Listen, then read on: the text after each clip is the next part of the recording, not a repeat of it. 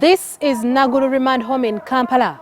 Established in 1954, this 2-acre facility houses over 120 juveniles. According to the law in Uganda, a child below 12 years of age cannot be charged with an offence because they are considered a minor, but above that, they are presumed to have understood the law. Mary Chomjisha, who is in charge of Naguru Remand Home, says that previously juveniles were kept in the same prisons with adults until government saw the need to have them separated. These children were learning acts of adults, and therefore it was deterring them to change to be better children. So see, back then, that's when the thought came by government, and they established Naguru Remand Home to cater for children in the central region and the other neighboring districts who are far from the remand homes which are within their regions. Today, if a child is found on the wrong side of the law, he or she is taken to the police and then charged and tried. They are arrested like any other person who commits a crime. Chomjisha told NTV that one of the most common offences is robbery. Aggravated defilement, coupled with these criminal trespass and assault. According to Chomjisha, many of the children walk into the remand home with a mindset that they are being imprisoned. Counseling and psychosocial support help them to adapt. When they come, for us, we don't focus so much on the crime. We look at bringing this child back to the page to make sure we change this mindset. One, to drive away the fears. Two, to make sure he understands why he's on remand. We also tell them, you are not here because you are the worst person, but something went wrong. We are trying to see how best we can help you to settle back in your communities. Uganda has 7 remand homes where children who come into conflict with the law are taken for rehabilitation. As of 5th September this year, Naguru Remand Home in Kampala had 165 inmates. All of them were boys. Ihungu Remand Home in Masindi had 30 and all of them were boys. The others are Kabale Remand Home, Fort Portal Remand Home, Gulu Remand Home, Arua Remand Home which serves the West Nile region, Mbale Remand Home for Eastern Uganda. These statistics show that the number of boys on remand is much higher than that of girls because they are prone to committing offences as a result of less attention and protection. Most of the girls are in theft offences because of being lured into housemaid. In line of duty, property may get lost. As part of its core activities, the remand home has the responsibility to ensure that the juveniles appear before court and their cases are heard. Unlike in the past, the remand home has embarked on equipping the juveniles with skills during their time here. With the support from the Youth and Children Department, that is led by our Commissioner, Mr. Ngavirano, he guides that we need to look beyond remanding a child.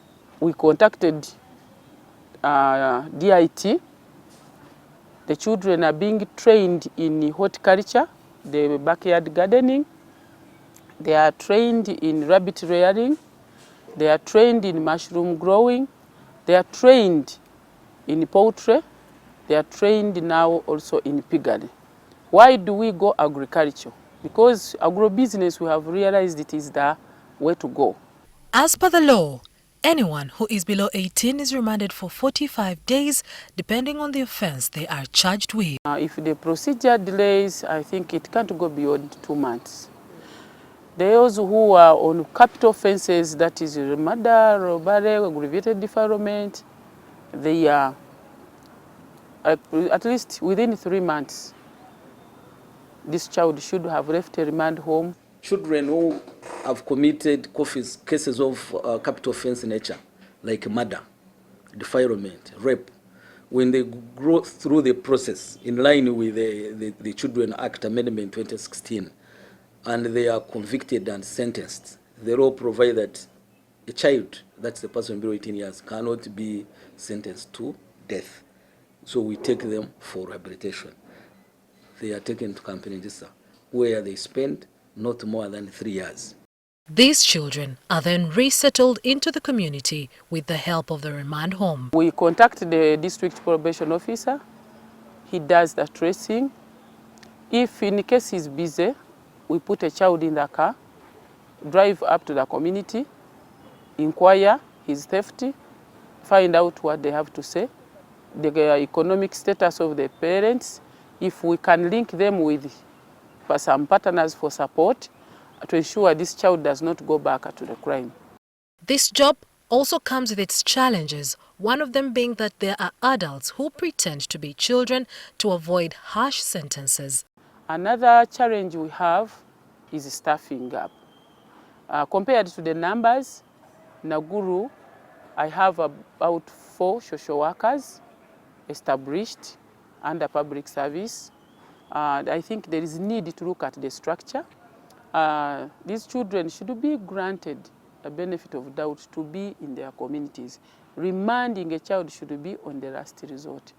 Chamjisha attributes the high juvenile rate to poor parenting, among other factors, which has seen some children being remanded more than once. These children are left home in the care of a different person, in the care of a maid, a relative, and I think proper guidance goes off. But now we have new era, which they call digital world and technology. It has really done so much harm to the children. So I appeal to the parents down there. But when you come back, spare some time, no matter how tired you are. Talk to this child. We have several programs. For example, under the parish development model, there is a pillar on social services, and that's where we fit most. There is also a pillar on community mobilization and mind change. This program, parish development model, if fully understood and unpacked, provides an avenue for us to address all of the community social ills we are having. Under the ministry, we have also come up with what we call early detection tool to detect violence at home, in schools, and in the communities. MILDRED PEDUN, NTV.